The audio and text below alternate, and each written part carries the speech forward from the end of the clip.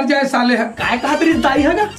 तोर शादी करबो की थे डिब्बा की करता बाबू शादी करा देन बाबू तोर गोड़ खा देना एकदम ना मस्त ना तेली का चल हराम खोर नाम जात नहीं तो 5 पैसा कौड़ी कमास नहीं और तोर शादी करके आए बहुत मोर सर में बैठा हूं रे लाग रे तो कर देना का हमले नहीं कर लेके मन के भी आओ दे अच्छा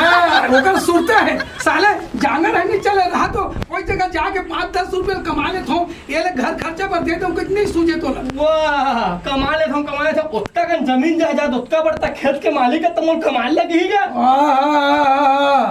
सुन अब शादी कर दे की कहा तस ना वो खाले पारम रे वो यादव टूरी दी थे एक जन